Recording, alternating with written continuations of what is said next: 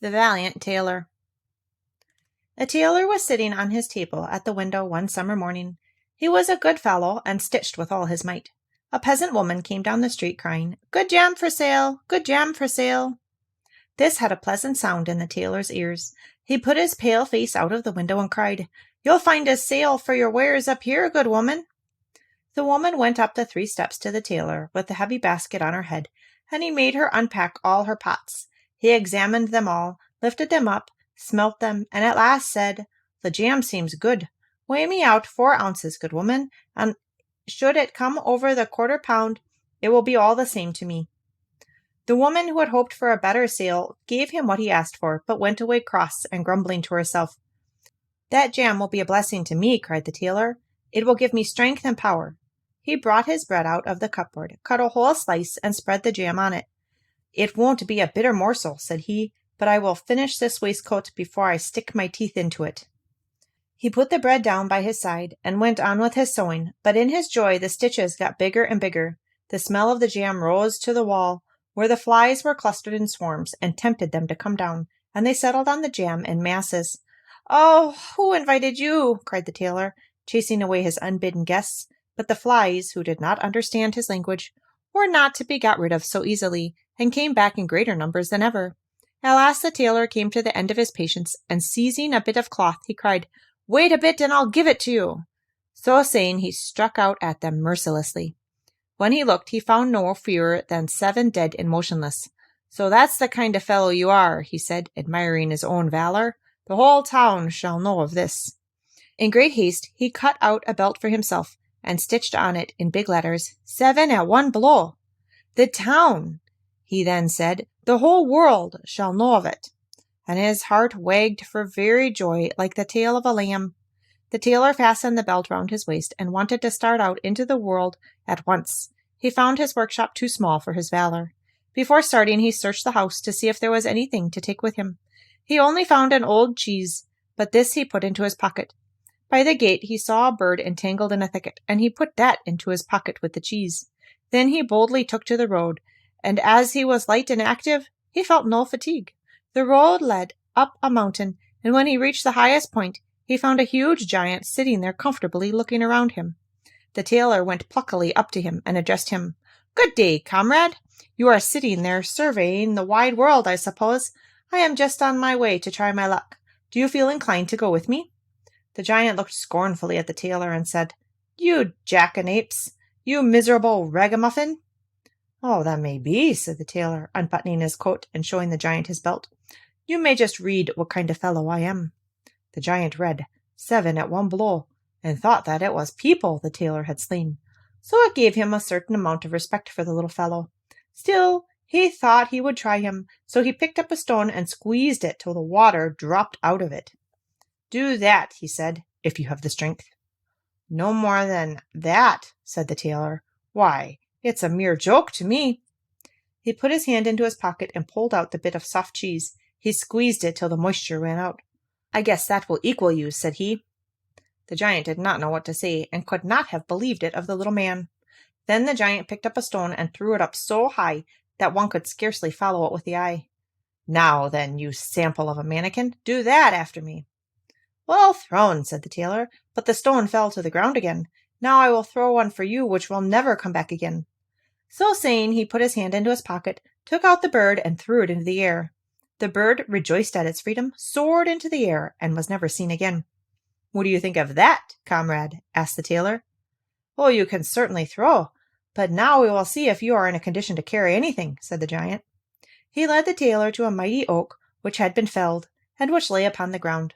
"If you are strong enough, help me out of the wood with this tree," he said. "Willingly," answered the little man.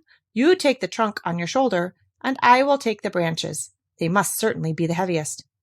The giant accordingly took the trunk on his shoulder, but the tailor seated himself on one of the branches, and the giant, who could not look round, had to carry the whole tree and the tailor into the bargain. The tailor was very merry on the end of the tree, and whistled 3 tailors rode merrily out of town, as if tree-carrying were a joke to him.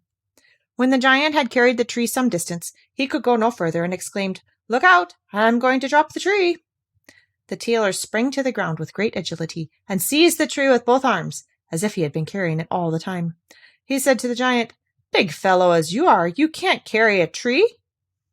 After a time they went on together, and when they came to a cherry tree, the giant seized the top branches where the cherries ripened first, bent them down, put them in the tailor's hand, and told him to eat. The tailor, however, was much too weak to hold the tree, and when the giant let it go, the tree sprang back, carrying the tailor with it into the air. When he reached the ground again without any injury, the giant said, "What's this? Haven't you the strength to hold a feeble sapling?"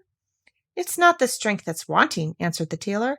"Do you think that would be anything to one who killed 7 at a blow? I sprang over the tree because some sportsmen were shooting among the bushes. Spring after me if you like." The giant made the attempt, but he could not clear the tree and stuck among the branches. So here, too, the tailor had the advantage of him.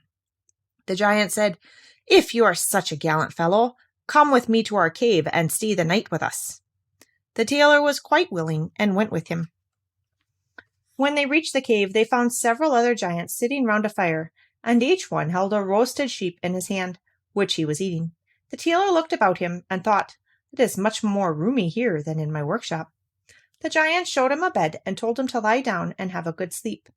The bed was much too big for the tailor, so he did not lie down on it, but crept into a corner.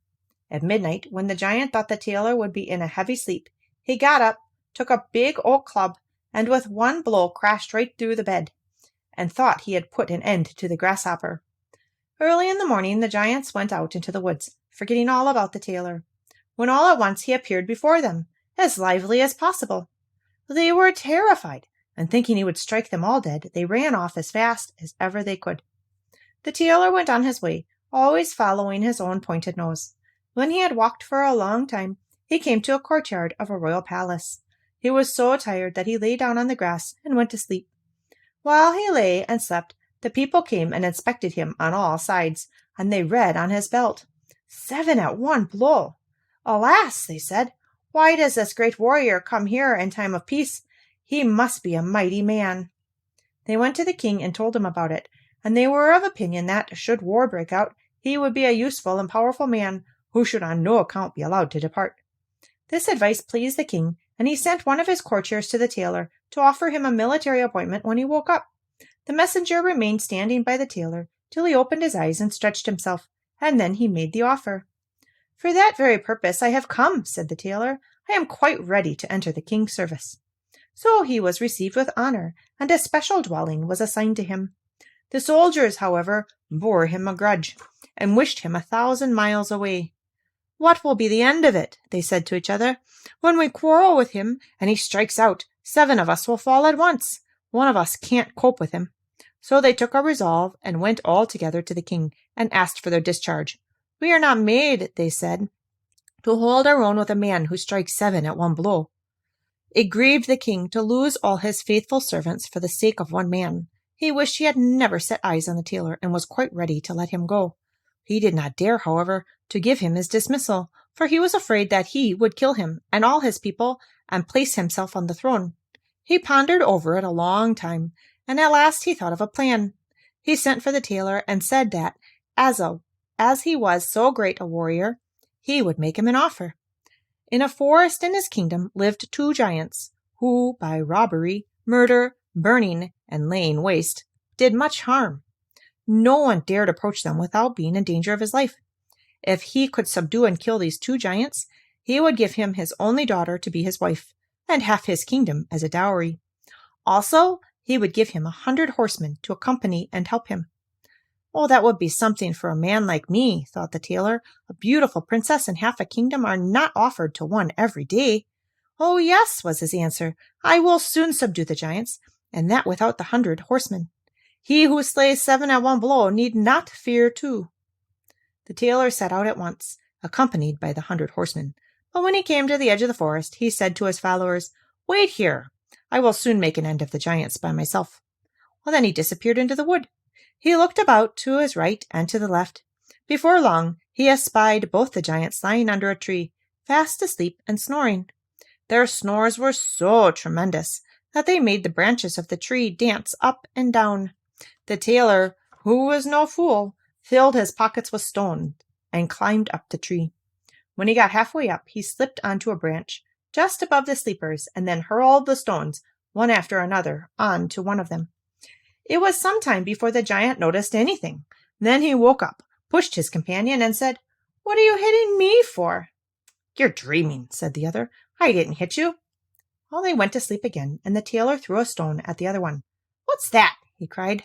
"What are you throwing at me?" "I'm not throwing anything," answered the first one with a growl. They quarreled over it for a time, but as they were sleepy, they made it up and closed their eyes again. The tailor began his game again, picked out his biggest stone, and threw it at the first giant as hard as he could. "This is too bad," said the giant, flying up like a madman. He pushed his companion against the tree with such violence that it shook. The other paid him back in the same coin, and they worked themselves up into such a rage that they tore up trees by the roots and hacked at each other till they both fell dead upon the ground. Then the tailor jumped down from his perch. "It was very lucky," he said, "that they did not tear up the tree I was sitting on, or I should have had to spring onto another like a squirrel. But we are nimble fellows." He drew his sword and gave each of the giants 2 or 3 cuts in the chest. Then he went out to the horsemen and said, "Oh, the work is done. I have given both of them the finishing stroke." But it was a difficult job. In their distress, they tore trees up by the root to defend themselves. But all that's no good when a man like me comes, who slays 7 at a blow. "Are you not wounded?" then asked the horseman. "Oh, there was no danger," answered the tailor. "Not a hair of my head was touched." The horseman could not believe him, and rode into the forest to see. Well, there, right enough, lay the giants in pools of blood, and round about them the uprooted trees. The tailor now demanded his promised reward from the king, but he, in the meantime, had repented of this promise, and was again trying to think of a plan to shake him off. "Before I give you my daughter and the half of my kingdom, you must perform one more doughty deed. There is a unicorn which runs about in the forest doing vast damage. You must capture it." "Well, I have in less fear of 1 unicorn than of 2 giants. 7 at 1 stroke is my style." He took a rope and an axe, and went into the woods and told his followers to stay outside. He did not have long to wait. The unicorn soon appeared and dashed towards the tailor as if it meant to run him through, with its horn on the spot. "Softly, softly," cried the tailor, "not so fast." He stood still and waited till the animal got quite near, and then he very nimbly dodged behind a tree. The unicorn rushed at the tree and ran its horn so hard into the trunk that it had not strength to pull it out again, and so it was caught. "Now I have the prey," said the tailor, coming from behind the tree. He fastened the rope around the creature's neck, and, with the axe, released the horn from the tree. When this was done, he led the animal away and took it to the king. Still, the king would not give him the promised reward, but made a 3rd demand of him. Before the marriage, the tailor must catch a boar which did much damage in the woods. The huntsmen were to help him. "Willingly," said the tailor. "That will be mere child's play."